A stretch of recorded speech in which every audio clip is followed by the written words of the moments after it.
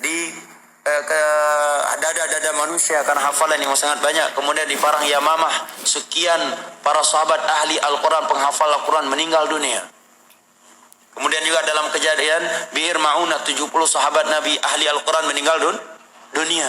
Maka sebelum hilang maka beliau menulis. Jawaban yang keenam, bahwa Utsman bin Affan tidak menambah sebuah ayat yang belum pernah turun kepada Nabi dan tidak pernah mengurangi sebuah ayat yang telah turun kepada Nabi. Al-Quran yang beliau kumpulkan 30 juz itulah Al-Quran yang turun di masa Nabi. Jadi sisi mana ada pembaruannya? Jadi sisi mana ada pembaruannya? Berarti pada hakikatnya tidak ada pembaruannya, tetapi yang beliau melakukan adalah sarana masalihul mursalah, sedangkan yang Anda lakukan adalah ritual ibadah, bukan masalihul mursalah.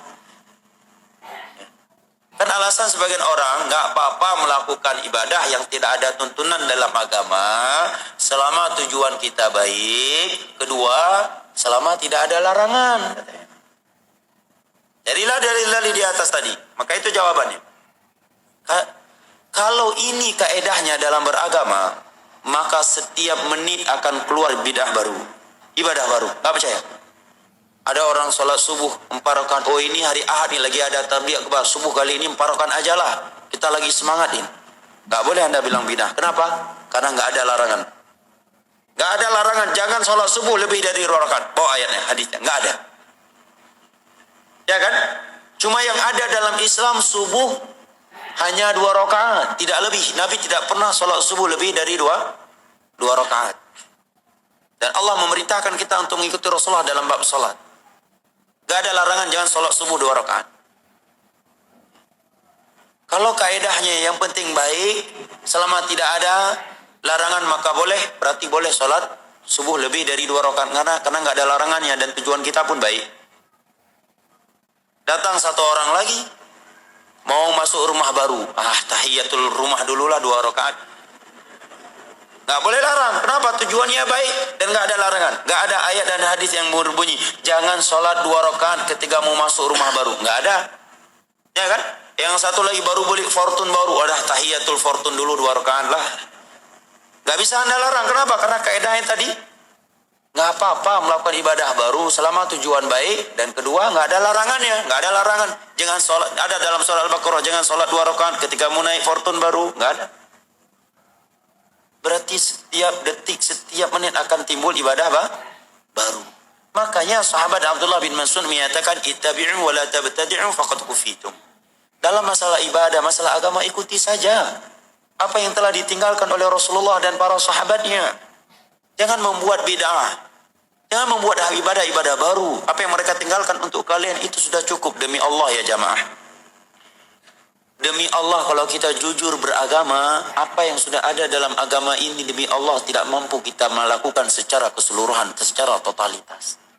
Yang sudah ada saja kita tidak mampu melaksanakannya secara sempurna, untuk apa melakukan sesuatu yang tidak ada, yang tidak dianjurkan. Sekarang sebagai contoh zikir, setelah sholat 5 waktu saja sekarang terkadang kita sering lupa zikir, ya kan? Menjelang tidur, zikir menjelang tidur tidak kalah panjangnya dengan zikir setelah sholat 5 waktu. Mendengarkan suara ayam di pertengahan akhir malam, ada zikirnya. Bangun dengan anjing, ada zikirnya. Bangun tidur, ada zikirnya. Mau masuk WC, ada zikirnya. Keluar WC, ada zikirnya. Ingin mensuntuk, ingin melakukan hubungan pasangan suami istri dengan istri, ada zikir khusus. Melihat buah-buahan telah matang, ada zikir khusus. Datang angin, topan dan semisal dengannya, ada zikir khusus. Suara petir, ada zikir khusus. Sekian zikir. Ini saja 24 jam ini penuh dengan ibadah zikir. Itu saja udah gak mampu kita lakukan. Untuk apa mengada-adakan yang tidak ada? Jawaban yang pertama, siapa bilang Nabi tidak menganjurkan sholat wudhu? Sholat 2 rakaat setelah wudhu. Dalam hadis Bukhari Muslim dari Utsman bin Affan, setelah beliau mempraktekkan sifat sholat Nabi, ya kemudian beliau menyatakan, demikian aku melihat Rasulullah sallallahu alaihi wasallam berwudu. Setelah beliau berwudu, beliau menyatakan, man tawadda'a nahwa wudhu'i hadza thumma shalla rak'ataini la yuhadditsu nafsahu fihima illa ghufira lahu ma taqaddama min dzambih.